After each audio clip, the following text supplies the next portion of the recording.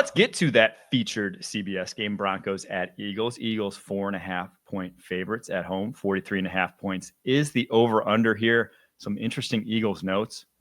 They've now won 20 of their last 21 games. Only 6 teams in NFL history have pulled off such a feat.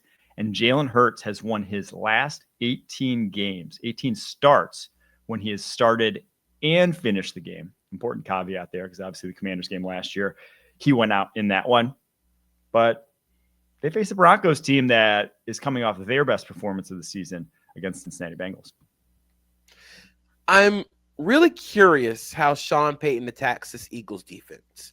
And the reason I'm really curious is because it feels like Denver wants to be a bigger team, get into more 21, 12 personnel looks, and run the football effectively.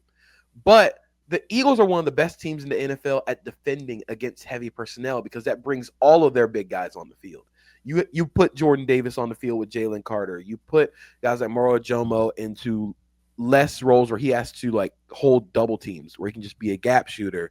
You have guys like Jalen Hunt. You bring Zadarius Smith on the field. They can get into their base defense, and they're really good at stopping the run from that. And what they'll also do is they can have Jahad Campbell walk down on the edge, so you really can't get any passing advantages. So I wonder if Sean Payton tries to play more 11 personnel, because the Eagles have largely just been average against 11 personnel this year. I think they're 17th in total EPA according to Sumer Sports. So I think there's an ability to get after this team in 11 personnel, but the issue is I don't know if the Broncos have the receiver talent to really threaten downfield. Now, that's going to come down to Sean Payton versus Vic Fangio, one of the best schemers and like designers of open offense, I think, in the NFL. Like, Sean Payton can get dudes open. But the thing that Vic Fangio does so well is he forces defenses to take what's there. Don't try and force anything downfield. And the way that the Eagles DBs play, they are so good in man coverage. And I think there's been an uptick for Fangio's defense in man coverage this year because he has guys he can trust out there. When they get into big personnel, they can have Cooper DeJean on the outside. So you have DeJean, Quinyon Mitchell, and then both your safeties out there. They're so good in man coverage. I worry a little bit that this game becomes Bo Nix constantly having to check it down. And then the Eagles are such a good tackling team that those plays that were available against Cincinnati aren't there because the Eagles close space so well. Yeah, checking down against this Eagles defense is exactly what they want you to do.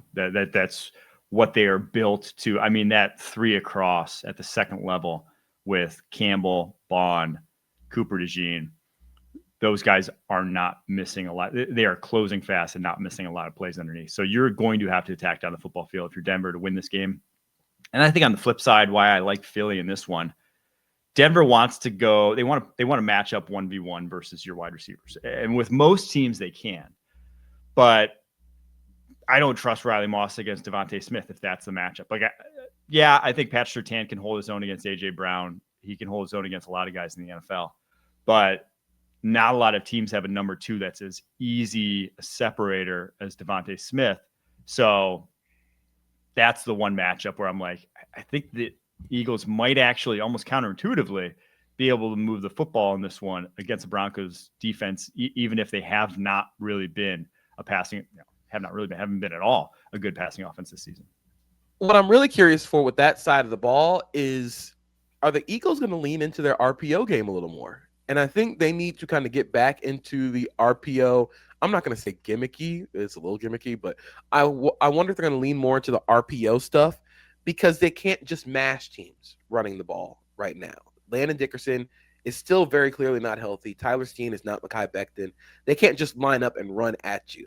And you don't want to lose Jalen Hurts' run threat against a team like Denver, who's going to play a lot of man coverage. They're going to try and blitz a lot. They're going to try and heat up Hurts.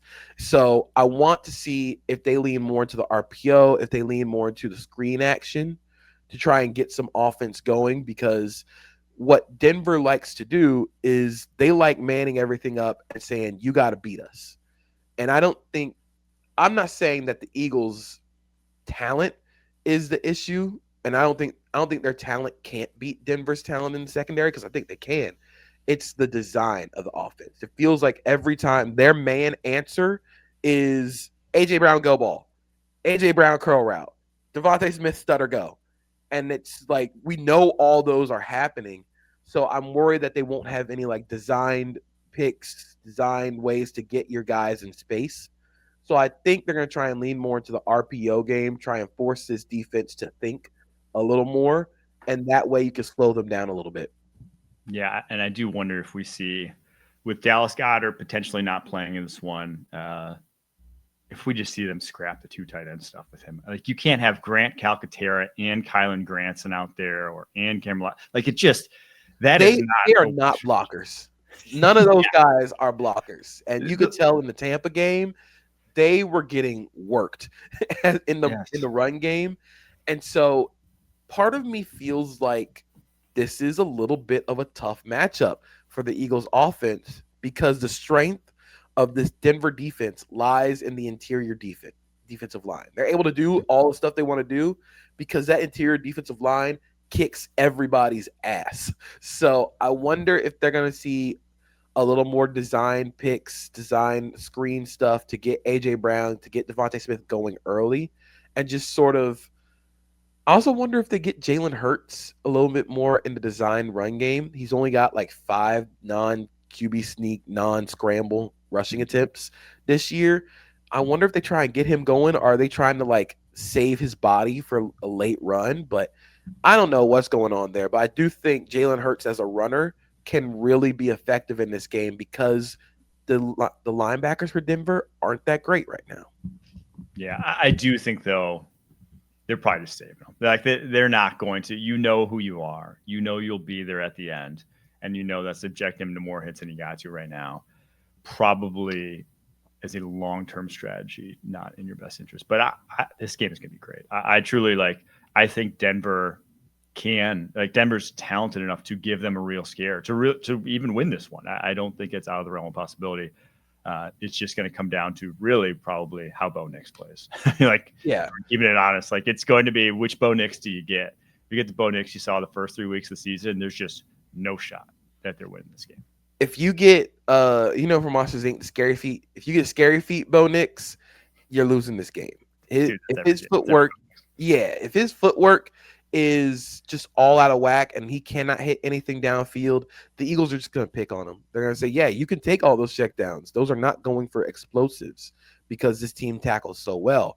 But if he can get all his cleats in the ground and really start firing passes, I think they have a chance, but I don't know if I trust Bo Nix enough to make that happen.